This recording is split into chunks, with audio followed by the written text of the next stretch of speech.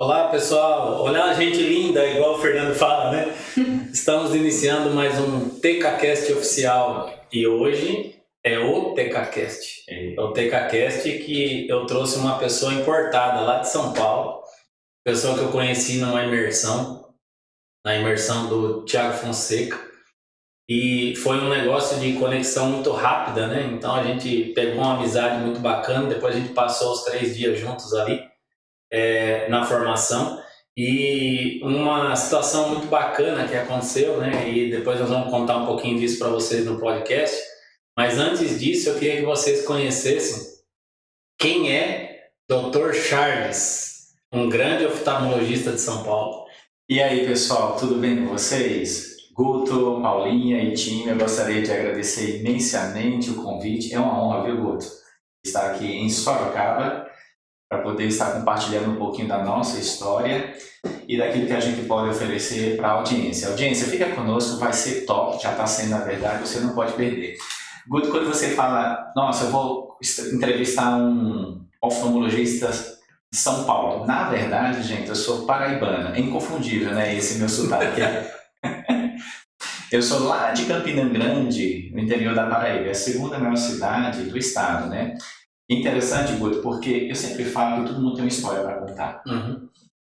E vamos pensar, vamos dar um salto no tempo, né? Então, assim, meu pai ainda é jovem, lá de Surubim, Pernambuco, é bem provável que os ancestrais do meu pai fossem parentes do Chacrinha, porque o sobrenome Chacrinha é Barbosa, né? É Abelardo Barbosa. Tanto é que quando ele faleceu, ele foi sepultado o corpo dele lá em Surubim, Pernambuco.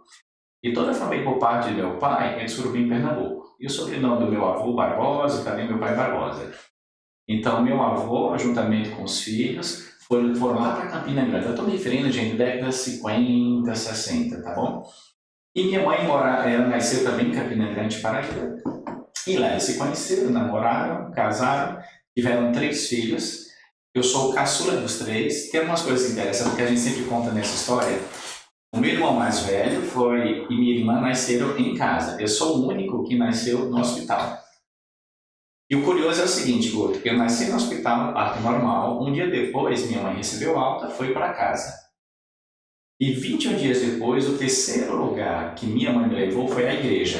Caramba! Já se passaram 52 anos e minha vida é casa, hospital, igreja. Eu sempre lembro desse detalhe, que é uma coisa que sempre que me chama a atenção. E olha só, pessoal, todo mundo tem uma história para contar e todo mundo tem sonhos para viver e realizar. Interessante que eu sempre quis ser médico, tá bom? Só que a vida vai passando. Então, assim, a gente vai lembrando de algumas perdas. Hoje eu falo dessas perdas com um pouquinho menos de sofrimento. A primeira perda mais importante que eu tive na vida foi meu pai. Meu pai, ele faleceu, eu tinha entre 8 e 9 anos de idade, quase 9 anos. E ficamos, então, minha mãe, meu irmão, minha irmã e eu. A minha mãe, uma referência na minha vida, uma semi-analfabeta, com pouco recurso, e naquela ocasião ela deu aquilo que ela queria, que ela podia dar pra gente, e o tempo foi se passando, e a gente crescendo, né, isso. Interessante, pessoal, que naquela ocasião, eu e meus irmãos tivemos a seguinte leitura. Provavelmente a gente deve fazer para garantir uma vida um pouco mais digna: educação. Todo mundo se enveredou pelo mundo da educação. Então, tanto é que meu irmão ele tem um título de doutor, professor universitário, minha irmã da mesma forma e eu da mesma forma, né? E todo mundo sempre estudando formação pública, porque a grade era muito curta, né? A gente não conseguia que fosse de forma diferente. O tempo passando, e eu, de repente, o que é que você quer ser quando crescer? Aquela pergunta que a gente faz para os nossos pequenos. Eu quero ser médico quando crescer, eu quero ser médico. Agora, como ser médico nesse contexto? A formação médica provavelmente é a formação mais longa dentro da universidade e provavelmente também é a formação que tem o maior investimento. É muito caro. Mas ok, eu fiz então, na ocasião, existia uma congregação religiosa católica chamada Redentorista que saía pelo mundo afora plantando escolas técnicas. Porque qual era a ideia? Se o indivíduo então de classe baixa, ele precisa ter um mínimo de formação, pelo menos um curso técnico, para em seguida ele ser lançado no mercado e continuar trabalhando. Eu acho que das melhores ações sociais que a gente pode oferecer hoje para as pessoas é emprego. O emprego você dá renda, dá dignidade e dá independência. O indivíduo pode caminhar com as próprias pernas, não é isso? Só que é na área tecnológica. Eu confesso para vocês, apesar de ter tecnologia, minha habilidade natural sempre foi para a área de saúde. Ok, então eu fui fazer curso técnico, porque meu irmão também já tinha estudado lá. Terminei o curso técnico, eu fiz o meu primeiro vestibular para medicina, não passei. Porque, inclusive, eu me lembro durante a minha formação no colegial, na época, curso técnico, todas as disciplinas de núcleo comum, português, matemática, inglês, geografia, essas coisas, eu sempre ia muito bem, principalmente biologia e química. As outras disciplinas de natureza técnica, semicondutores, circuito integrado, telefonia, eu nunca ia bem, porque eu nunca gostei, tá? Mas a gente precisa, então, superar as dificuldades. Sempre passava. Aí eu percebi o seguinte, poxa vida, fui bem no vestibular, mas não o suficiente para ser aprovado. Então eu preciso fazer um cursinho. Só que a grade era muito curta, pessoal. Minha mãe, né, assalariada. Meu irmão também, terminando a formação dele e tal. E quando a gente quer alguma coisa, a gente dá um jeito de conseguir. Tem a forma correta, mas tem a forma não correta. A gente decidiu pela forma correta. Olha só que interessante. Então eu fui conversar na época com a diretora do melhor cursinho preparatório para o curso de medicina. Eu cheguei até ela da forma como estou falando com vocês. Olha, senhora, eu quero ser médico, só que eu não tenho grana e eu sei que eu sou o melhor cursinho. Quantos anos você tinha, né? 17 anos. Então a gente está falando aí de uns 35 anos atrás, aproximadamente, bastante tempo. E ela disse, olha só, pela tua ousadia, eu vou te dar meia bolsa. E eu consegui meia bolsa. Interessante que depois eu fui falar com amigos, parentes, vizinhos, tal, a gente conseguiu o restante do recurso para continuar a nossa formação e corri atrás dos livros. Eu estudava entre 10 e 14 horas de segunda a sábado, todos os dias. O único dia que eu não estudava tão intensamente era o domingo, porque a gente é cristão, então o domingo, nessa época, eu reservava para ir para a igreja, para a gente compartilhar um momento de culto com aqueles que compartilham também a mesma fé que nós, não é isso? E voltava então à rotina, de segunda a sábado, entre 10 e 14 horas por dia, em média 12 horas por dia. Foi um ano muito tenso, acho que uma das épocas que eu mais estudei na vida. Fiz vestibular então para medicina, vocês não acreditam, passei. Tem um episódio legal, outro, que eu me lembro, que no dia, assim, vocês que são jovens não ouviram falar muito de rádio, tá? Mas eu já ouvi bastante rádio, já usei bastante rádio também.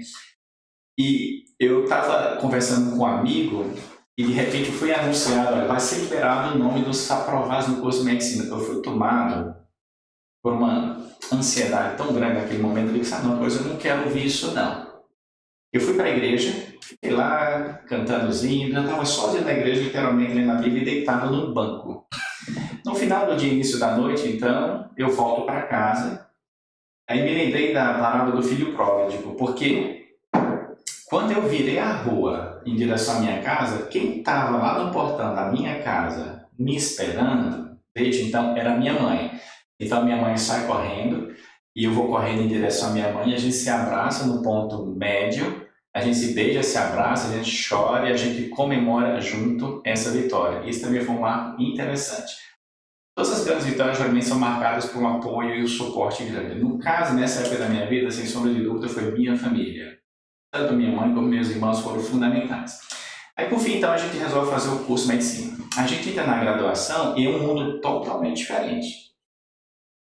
E são muitos desafios que a gente precisa encarar. Tanto é que no segundo ano, eu pensei seriamente em desistir do curso, porque eu disse o seguinte, esse curso não é para mim. Mas por quê? Eu não tinha grana para ir de transporte para a faculdade, para comprar o instrumental que a gente precisava para se formar, para alimentação e para os livros, não tinha grana.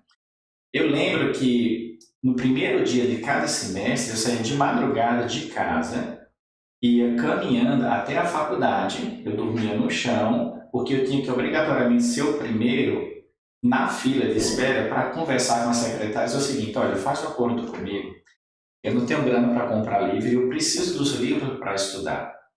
E ela, todas as vezes, renovava automaticamente os livros para mim. Então, todo primeiro semestre, geralmente, era assim. E a gente vai acumulando algumas frustrações e decepções. Nossa, por que é tão difícil? Tem um colega de turma que chegou no livreiro e disse, quais são os livros que a gente vai usar para esse semestre? Esse. O cara foi lá e comprou à vista. Nossa! E a gente não compartilhava dessa realidade, né? E foi caminhando, mas chegou um momento que eu disse o seguinte: não, medicina não é para mim. O investimento é muito alto, eu tenho que ir para a faculdade a pé, a alimentação muito complicada, os recursos que a gente tem materiais para dar conta do recado é muito limitado, a vestimenta, calçado, transporte, alimentação, roupa, livros, aquilo. Sabe uma coisa? Eu não vou fazer mais medicina não. Eu acho que eu fiquei meio deprê na ocasião. E aí eu fiquei mais ou menos 2 a 3 semanas sem ir para a faculdade, pessoal. E eu fui para outra igreja. Engraçado que eu lembro, Guto, que todas as vezes que eu tenho meus conflitos internos e tal, eu sempre vou para a igreja, eu me recolho na igreja, o ambiente da igreja em geral traz uma sensação de paz, de serenidade, tranquilidade e proximidade de Deus. Transformei a Bíblia como se fosse meu travesseiro e ficava deitado ali na Bíblia, orando, cantando. Depois de 2 a 3 semanas, minha mãe percebeu meu comportamento, me chama no cantinho e diz o seguinte: olha, Charles, vem cá. Eu sei que a medicina não é pra gente, considerando nossas origens e tal. A grana a gente não tem, o recurso é muito limitado, mas filho, olha só, se Deus permitiu que você fosse aprovado, se Deus permitiu que você caminhasse até então, é porque tem um projeto na sua vida. Uma das coisas que a gente faz não é virar as costas diante das dificuldades, dos problemas. Você tem que encarar mais uma vez essa dificuldade e você tem que levar avante.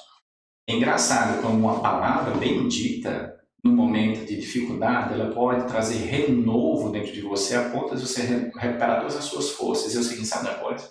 Vamos seguir em frente. Foi exatamente o que aconteceu. Voltei então para a faculdade, foi uma correria, estudei feito louco. Por fim, terminei aquele semestre e a coisa foi caminhando. Na época, minha faculdade de origem, a Universidade Federal lá da Paraíba, tinha convênio com o servidor público estadual aqui em São Paulo. Então eu saí da Paraíba e vim fazer o último ano da graduação em São Paulo, no servidor público estadual. Em seguida veio a prova de residência. A prova de residência, gente, é mais difícil do que o vestibular para medicina. Sua faculdade era onde? A minha faculdade original foi em Campina Grande, na Paraíba, a Federal. Agora tem uma coisa interessante, a gente tem alguns momentos importantes durante toda a nossa vida, né?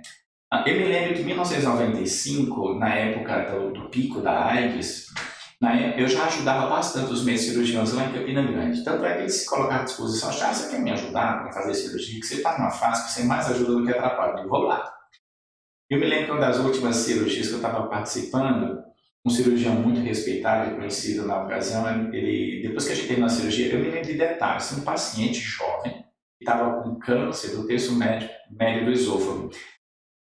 Na época, a cirurgia era bem complicada. A gente deixava o paciente deitado, que a gente chama de decúbito lateral. A gente acessava o esôfago, fazendo uma abertura bem grande nas costelas do paciente. Então, a gente acessa o esôfago, tira todo o esôfago, fecha a ferida, deixa o indivíduo, então, de barriga para cima, faz uma incisão bem grande no abdômen, tira um pedaço de intestino, correspondente a mais ou menos o tamanho do esôfago.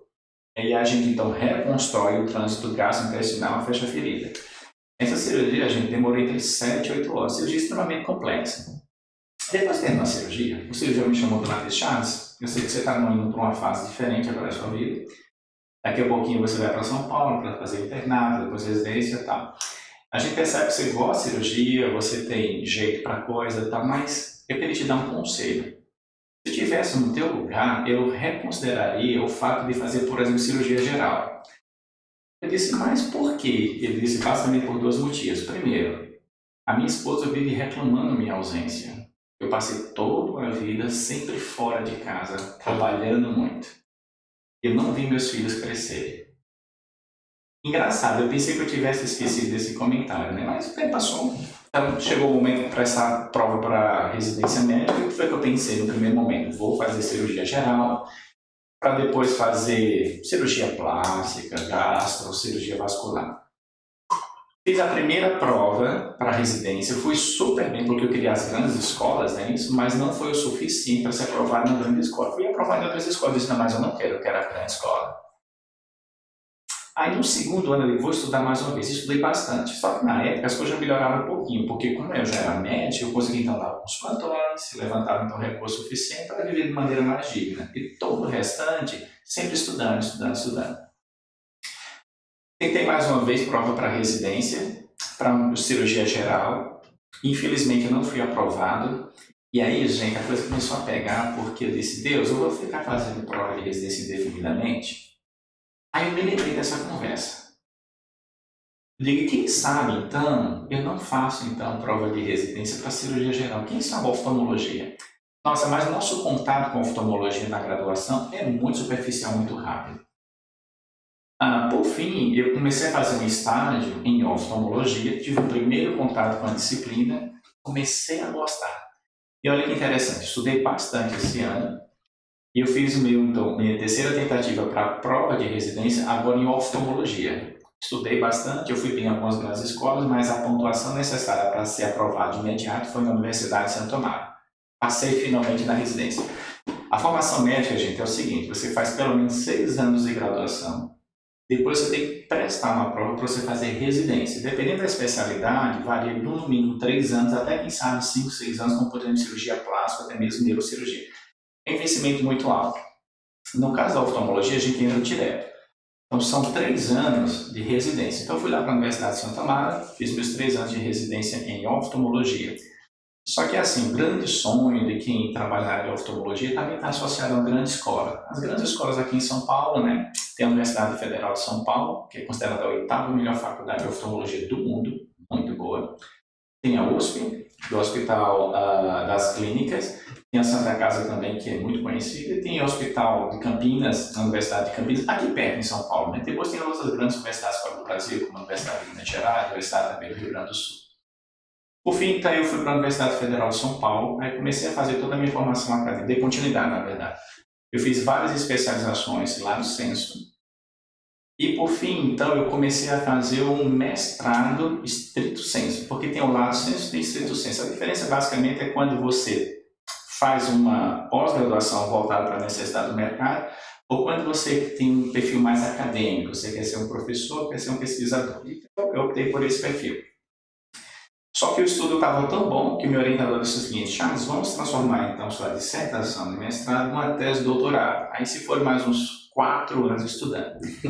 Mas tem um detalhe importante que aconteceu nessa época. Eu conheci o segundo maior presente que Deus me deu. O primeiro, gente, é Jesus Cristo. E o segundo é minha esposa, querida esposa Érica. A gente se conheceu, nós namoramos, entre um ano e 3 meses, a gente ficou noivo e aí a gente se casou. Só que eu tinha sonhos. Eu queria ir para onde? Eu queria ir para fora, eu queria ficar um pouquinho fora do país, né? Então eu defendi meu doutorado na Universidade Federal de São Paulo. Na ocasião existia um programa chamado Ciências Sem Fronteiras, que era estimulado pelo governo federal para você ir para fora do Brasil. Então eu fiz uma aplicação e por fim então eu fui aprovado, eu fui para o Bascom Palmer Eye Institute, que fica em Miami. Segundo a revista US News, é considerado nos últimos 10 anos a melhor faculdade ou a melhor serviço de oftalmologia dos Estados Unidos. Nós ficamos lá por 18 meses estudando córnea artificial. É um assunto bem complexo, mas bem interessante. Existe assim, infinidade de informações a respeito desse tema. Estudamos bastante sobre esse assunto. Terminamos nosso tempo lá e finalmente nós voltamos para o Brasil. Eu até tentei ficar um pouquinho mais lá, mas depois eu entendi que eu tinha que voltar, porque parentes por parte da casa da minha esposa precisavam de nossa assistência. Então a gente volta para o Brasil, eu retomo novamente minhas atividades de trabalho e de estudo, trabalhando num grande hospital vinculado ao ambiente acadêmico, não é isso? Resolvi, gente, a loucura de fazer o segundo pós-doutorado. Eu sempre gostei de estudar bastante, dando continuidade àquele livro de pesquisa de córnea artificial. Ficamos mais uns 4 anos, então, estudando córnea artificial. Aí o terceiro maior presente que Deus me deu na minha vida, meus 3 filhos. Me deu a Júlia, que atualmente está com 8 anos, o Pedro está com 7 e a Sofia com 4 aninhos. Olha, você que é casado que não tem filhos, tenha filhos. Se você tem um filho, tenha 2, tenha 3, mas um só é pouco. Tem que ter bastante filho, é isso. Filho é bom demais, é desafiador, tá? Mas filho é uma bênção. Por fim, tivemos os 3 filhos, eu defendi o meu segundo pós-doutorado. E aí, gente, eu comecei a pensar, nossa, tanto investimento em carreira acadêmica, será que a gente não deveria, a partir de agora, mudar um pouquinho o rumo da nosso exercício profissional? Minha esposa, minha mentora intelectual, ela disse, olha, acho que a gente precisa fazer alguns cursos de capacitação em outras áreas, principalmente o autoconhecimento, desenvolvimento pessoal e empreendedorismo e negócios do reino. E aí a gente começou a investir um pouco mais nessa área, né? Que legal. Legal. E como foi esse início dessa trajetória? Porque, assim, é muito importante a gente falar sobre isso, Charles, nesse assunto que você está colocando, porque eu entendi uma coisa há muito pouco tempo atrás que faz toda a diferença para quem hoje quer entrar no mundo dos negócios. Primeiro, você precisa saber como conta a sua história. Ok. Depois, como você conta a história do produto que você trabalha. E depois você precisa aprender a se vender. E passa por isso agora que você está falando, que tem a ver com desenvolvimento pessoal também. Tá? Se vender tem a ver com desenvolvimento pessoal. Então, se você tiver as 3 características, a chance é grande de você conseguir se destacar no mundo dos negócios. E como que esse desafio entrou na sua vida? Olha só, pessoal, em geral, um médico herdou da Segunda Guerra Mundial essa formação tradicional em que você é treinado a tratar doença, realizar cirurgia, interpretar exames. Mas chega um momento do seu exercício profissional que você diz o seguinte, mas eu precisaria fazer alguma coisa a mais, além do tradicional. Porque esse exercício tradicional acaba não gerando os outros resultados, por exemplo, de realização pessoal, ou quem sabe até mesmo financeiros, para que você realize outros sonhos da sua própria vida. E esses questionamentos eles vão se acumulando ao longo do tempo, até que você diz o seguinte, o que eu posso fazer? E o pontapé inicial é exatamente você se conhecer um pouco mais. Quem é você? Conhecer a sua história. Quando fala quem é você, está se referindo a alguma coisa que você nunca vai deixar de ser ao longo de toda a sua vida. Isso está escrito em Gênesis 1:27. Nós somos a imagem e semelhança de Deus. Primeira coisa que eu sou, a minha identidade, eu sou filho. Agora, do ponto de vista de atividade profissional, eu estou médico. Eu vou estar médico por algum tempo mais, mas acho que é um momento que eu vou não mais exercer a medicina. Mas a condição de filho de Deus, eu vou continuar exercendo. Eu sou o esposo da Érica. A única coisa que vai nos separar é a morte. Eu sou o pai. A única coisa que vai deixar essa condição é a morte também. Então, todas as outras condições nós estamos, exceto a nossa essência, que a gente é filho de Deus. Então, interessante é que essas informações a gente não tem durante a nossa formação tradicional. Então, a gente precisa de alguns cursos de capacitação à parte. Então, primeiro vem as inquietações. As perguntas, sem as respostas à altura, e de repente você diz, o que eu vou fazer? E é claro que preciso destacar que a minha esposa Érica, minha grande mentora intelectual, percebendo essa ansiedade, essa inquietação, ela disse o seguinte, eu acho que você precisa agora trilhar um outro caminho, se conhecer um pouco mais, um pouco melhor. Então nós fizemos algumas imersões, que foi muito boa, para exatamente entender quem é você, de onde que você vem, para onde você vai, qual a trajetória que você está fazendo, com ferramentas complementares a toda a nossa história de vida. E, paralelamente, durante esse período, a gente vai ter contato com muitas pessoas. E a gente vai entendendo que existem possibilidades de você, por exemplo, se reinventar do ponto de vista profissional. Deixar o exercício tradicional da medicina, ou você pode continuar fazendo, mas não apenas oferecendo a sua mão de obra qualificada, mas agora você sendo dono do seu próprio negócio. É desafiador para a gente médico porque, mais uma vez, nós não somos orientados, nem treinados, nem educados para acreditar que isso é possível. Existem alguns colegas que naturalmente se enveredam pelo caminho do empreendedorismo, trilham algumas dificuldades, conseguem superar. Outros geralmente recuam porque não planejaram de maneira correta essa caminhada. Só que o mais importante, eu sempre falo, viu, Guto? Quando a gente pensa em empreendedorismo, o pontapé inicial é você decidir começar. E geralmente o pontapé inicial é algum impacto muito forte do ponto de vista emocional. Você diz, eu estou insatisfeito do jeito que as coisas estão. Eu preciso melhorar. É o pontapé inicial. O segundo desafio é você não desistir, porque, gente, ao longo do processo, alguma coisa vai dar de errado.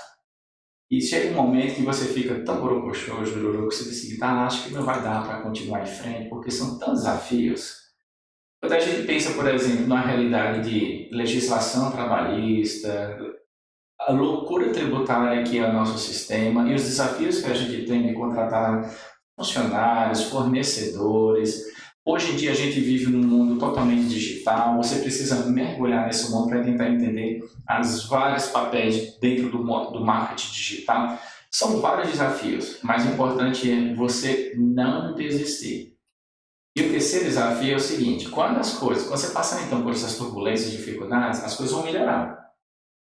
Mas aí você não ficar na sua zona de conforto e não se acomodar. Porque se por acaso isso acontecer, existe um risco muito grande então de você cair à deriva e o seu negócio não sobreviver. Pontapé inicial, então, comece. Segundo, não desista porque vai ter muitas dificuldades, muitos problemas, você não deve desistir. E segundo, não se acomodar quando as coisas estiverem bem. Legal. E sabe qual que é a grande sacada disso? O médico, ele é educado a trabalhar e estudar muito. Exato. Né? E pensar pouco no desenvolvimento pessoal. Exato. Né? Então, você também teve essa educação voltada para isso. E quando você mudou isso, o que mudou isso na sua vida? Gente, sabe a sensação que você tem? Imagina quando você vai para um cinema que as cortinas estão fechadas. Estou falando de uma moda antiga, as cortinas estão fechadas, e de repente a cortina se abre e vem à tona tudo que estava, entre aspas, escondido, o que estava oculto. É um mundo que se depara, que se abre diante de você, que você diz assim, eu nunca imaginei que tal coisa existisse e que a partir dela existem várias possibilidades. Você consegue crescer do ponto de vista profissional, você consegue prestar um melhor serviço para a sua clientela, você consegue ajudar outros colegas que estão nessa mesma inquietude, insatisfação, que estão pesquisando possibilidades de mudar a sua própria história.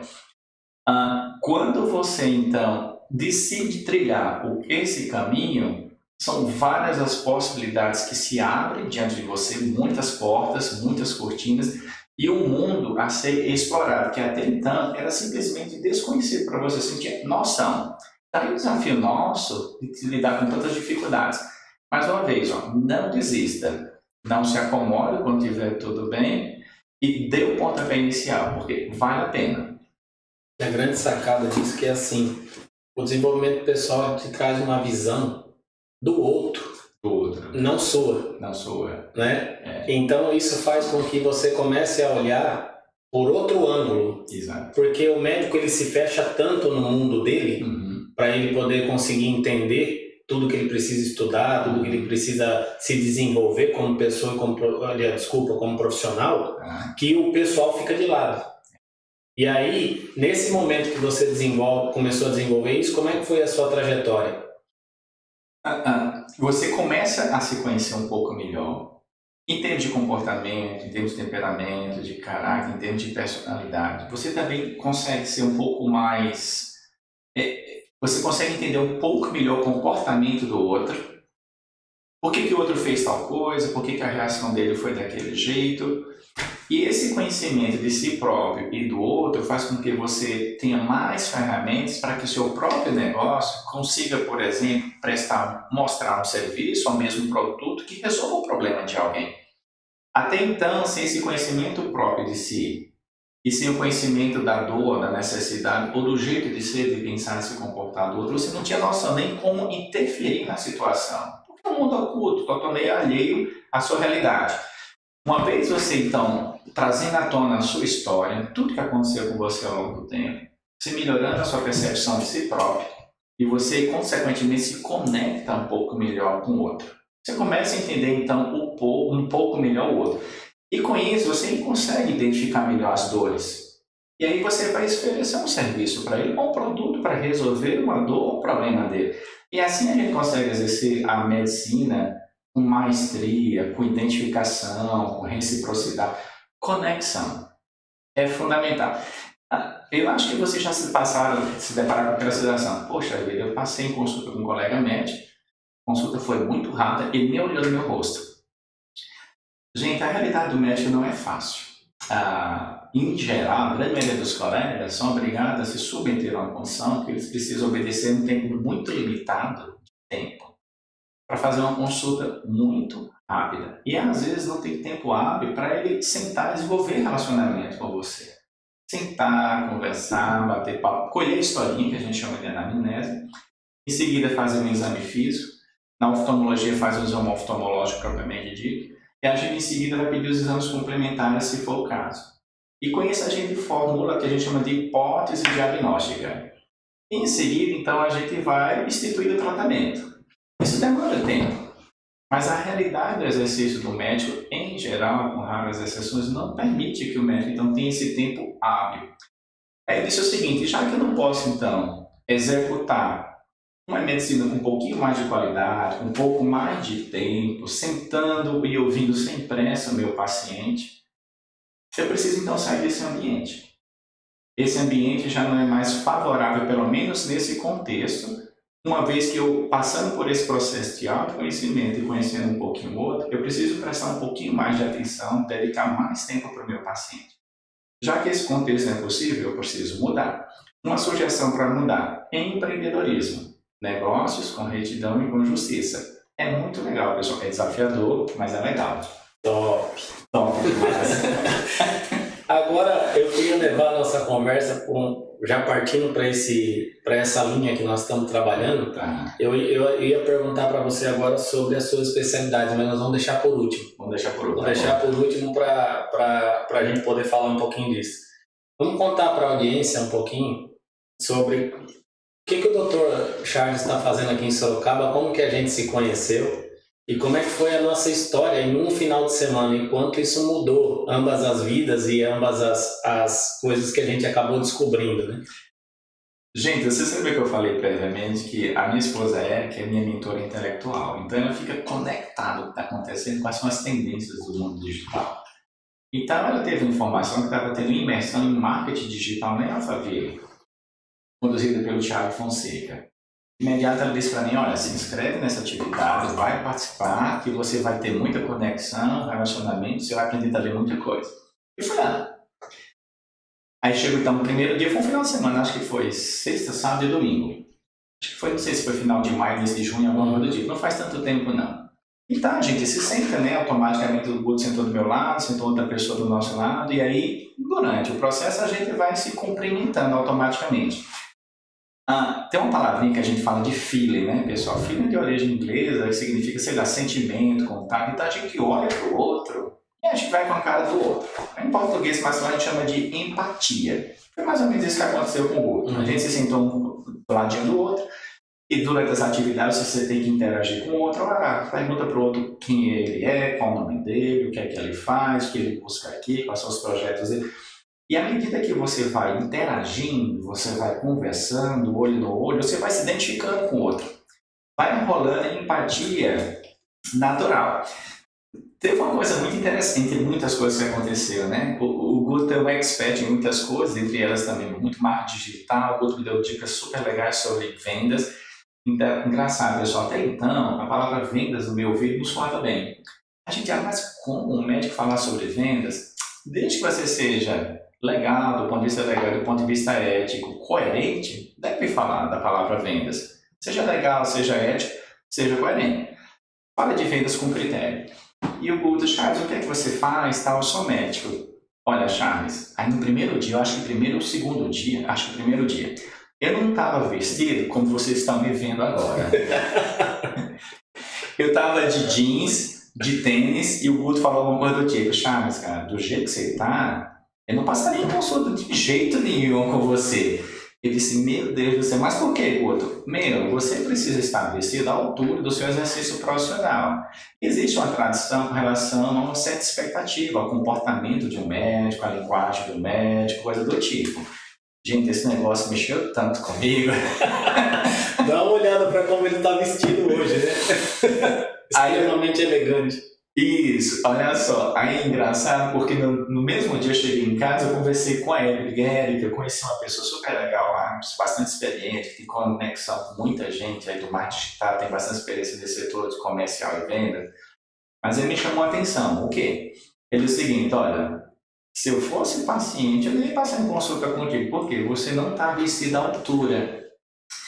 Olha só, pessoal, não é questão de vaidade, tá bom? É questão de você corresponder a uma certa expectativa em função do produto que você oferece, do serviço que você oferece. Existe uma expectativa com relação à vestimenta do médico, por exemplo. Cabelinho cortado, a barba feita, uma roupinha adequada, harmoniosa. Aí no dia seguinte, foi o que aconteceu? Eu fui à altura. Eu só não cortei o cabelo, fiz a barba, eu vesti uma roupa à altura. Aí o Guto disse pra mim, agora sim eu passo em consulta com você. Pessoal, deixa eu só complementar o que o Charles está falando, porque é extremamente importante vocês entenderem. Tá? As pessoas compram primeiro você, depois o seu produto. Foi isso que eu disse para ele. Isso. E aí, quando eu disse isso para ele, virou a chave dele. Eu sou responsável pela foto que está lá na capa do Instagram dele. Isso. E nós também mudamos um codinome lá. Isso. Explica por que a gente mudou o codinome. Pessoal, essa minha jornada de autoconhecimento, desenvolvimento pessoal, empreendedorismo e negócio, com critério, com ética, voltado para a área de saúde, começou mais ou menos 2 anos atrás. E eu comecei então a frequentar ambientes que têm uma linguagem peculiar. E dentro desse ambiente é muito comum falar algumas palavras. Mas teve uma em especial com a qual me identifiquei. Engraçado, a gente vai incorporando meio que o significado dessa palavra. É a palavra top. Sabe o que é interessante, Guto? Outro dia eu estava em casa, aí minha filha mais nova, de 4 anos de idade, olhou para mim e disse, papai, você tá top hoje, você acredita? E desde então, o top é como se fosse assim, uma exclamação de que aquilo que você está fazendo está legal, que você está vestindo está legal, suas intenções são legais. É uma forma de você valorizar ou ratificar um pensamento, um sentimento, uma atitude. Tanto é que o Guto então colocou lá no meu codinome, né? Dr. Charles Costa, oftalmologia top. Tá lá. Eu desde então não tirei e vai fazer parte da nossa história. Ficou como Dr. Top. Dr. Top. Vocês também são top demais. Gente, é muito bom conversar com pessoas inteligentes, com pessoas que estão buscando também o mesmo caminho que a gente. É por isso que a gente acabou se conectando, né? Porque a gente está no mesmo caminho, está buscando o mesmo aprendizado, buscando se desenvolver como pessoa, não só como profissional. É importante a gente falar isso, Charles, e muitas vezes as pessoas confundem o pessoal com o profissional. A gente precisa se desenvolver como pessoal, como profissional e como alma também. Né? A gente precisa desenvolver o corpo, a alma e o espírito. Correto. Quando a gente consegue fazer essa tríade, é o maior sucesso que qualquer pessoa pode ter. Então, já caminhando para o nosso final aqui, que a conversa está boa demais, mas a gente tem um tempo aqui. E, Charles, conta para mim um pouquinho, hoje, tá? Hoje você é um cara extremamente renomado e já fez, eu quero que você conte o número aí, a quantidade de cirurgias refrativas que você já fez. Tá. Então, é muito legal que você conte para a gente agora um pouquinho sobre quais são as suas especialidades. Tá? E além de você contar quais são as suas especialidades, conta pra gente também aonde você está atendendo, como é que as pessoas te acham. Joia. Perfeito, excelente. Olha só, pessoal, deixa eu tentar explicar para vocês. O olho é uma bolinha, tá bom? A luz, ela é considerada uma onda eletromagnética, que ela é gerada por uma fonte natural, por exemplo, sol, lua, estrelas, astros, ou uma luz artificial como essa. Então a luz ela vai se propagando no ambiente, ela bate no objeto, ela reflete no olho, ela vai para onde? Para o cérebro. Em última instância, quem enxerga é o cérebro. Agora o cérebro ele precisa decodificar essa informação que chegou até ele. A luz dentro do olho, lá na retina, se transforma em eletricidade. E através do nervo do olho, a luz vai para o cérebro e se dá o fenômeno complexo da visão. Então, para a gente enxergar todo esse caminho, precisa estar totalmente livre e desimpedido. Existem várias doenças no olho que podem impedir esse caminho natural. Dentre as muitas doenças, eu interfiro basicamente em algumas que fazem parte da estrutura da parte da frente do olho. Toda a minha formação foi basicamente em córnea e superfície ocular. E, paralelamente, eu fiz muito cirurgia refrativa e cirurgia de catarata. Então, córnea e superfície ocular são doenças mais complexas que querem uma cirurgia mais intervencionista.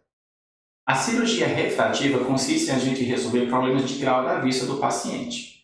E a gente basicamente resolve isso de 2 formas. Ou a gente aplica laser na córnea, então a gente remodela a curvatura da córnea, diminui a espessura da córnea e com isso a gente corrige o grau, facilitando a chegada da luz lá no fundo do olho, lá no fundo do olho e por final no cérebro. O que acontece? O que eu percebo em termos práticos? Todo Todo mundo que já usou óculos por um tempo ou lente de contato diz o seguinte: olha, se eu pudesse, eu ficaria livre dos olhos da lente de contato. E quais são as queixas? Ah, Charles, olha só, praticar esporte com óculos não é legal. Praticar esporte de contato, esportes aquáticos, esportes radicais, ir para academia não dá. E às vezes quando a gente também usa lente de contato, com o passar do tempo, a lente de contato vai deixando o olho vermelho e o olho seco. Então chega um momento que o paciente diz: eu gostaria de ficar livre dos óculos e das lentes de contato. É o que eu mais faço. Então a gente aplica laser na córnea. Gente, eu já realizei mais de 20 mil cirurgias refrativas. Sabe o que é ruim dessa história? Repete o número de novo. 20 mil cirurgias refrativas. Nossa. Guto, o ruim dessa história é porque eu tô revelando diretamente que eu tô ficando velho. Não, troca o velho pelo experiente. Eu tô ficando experiente, é isso mesmo. Diminui a possibilidade de erro. Diminui a possibilidade de erro. E é assim, pessoal, apesar de complexa, a cirurgia é um procedimento rápido, seguro, eficaz, bem feito sem pressa, demora aproximadamente de 10 a 15 minutos por olho. Em geral, a aplicação do laser a gente resolve 90% dos casos. Existe um número muito pequeno de situações que o laser por si só não resolve o problema do grau. A gente tem que implantar uma lente dentro do olho. São situações em que o paciente tem muito grau, por exemplo, 15 graus de miopia, que não dá para aplicar laser na córnea. Então, nessas condições, a gente implanta uma lente dentro do olho para resolver o problema do grau. Mas 90% dos casos, a gente resolve o problema aplicando laser na córnea. Procedimento complexo, mais rápido, seguro, eficaz, 10, 15 minutinhos por olho, a gente opera os dois olhos ao mesmo tempo. O paciente realiza a cirurgia em ambiente totalmente seguro e estéril, ambiente hospitalar. A gente pinga a gotinha de colírio, você sente tocar nos olhos, mas não sente dor, porque o olho vai estar anestesiado e você vai estar acordado. Isso é uma aflição que alguns pacientes têm. Eu digo: não se preocupa, a gente vai conversando com você no intraoperatório. Ah, doutor, eu posso tomar um remédio para ficar mais calmo? Pode, mas nada muito excessivo, porque eu preciso pedir para você ficar olhando na luzinha verde piscante ou vermelha, para a gente centralizar a aplicação do laser. Terminou a cirurgia, a gente coloca um protetor de diafragma, você vai para casa, vai pingar antibiótico, corticóide, colírio lubrificante, vai descansar um pouquinho. No final do dia, no dia seguinte, você passa em consulta oftalmológica. Isso é o que a gente mais faz.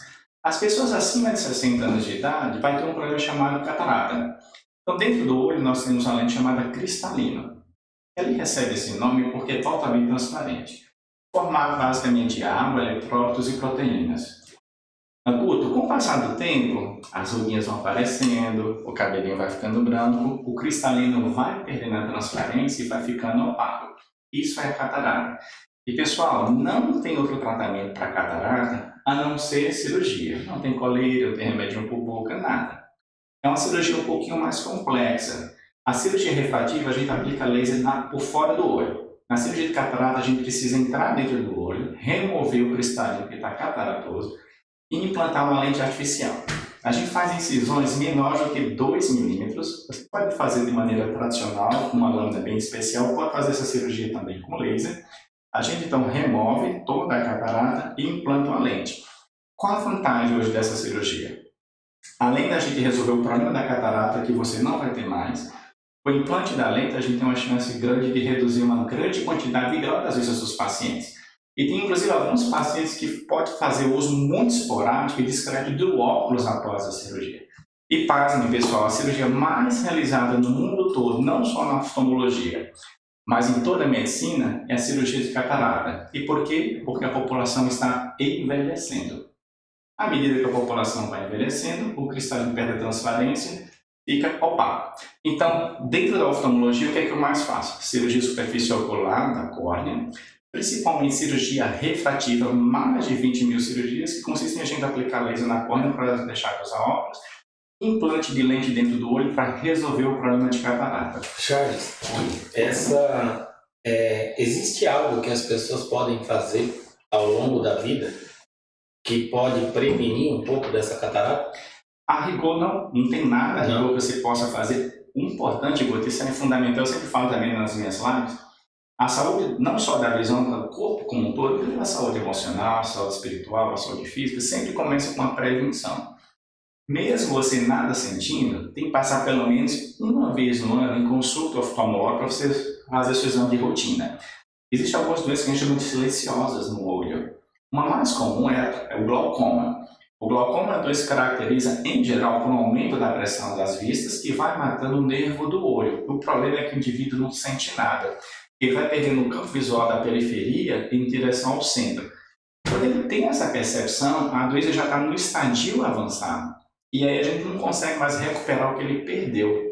A gente vai trabalhar para preservar o que restou daqui para frente. Como é que a gente faz para evitar? A rigor, você tem que passar em consulta.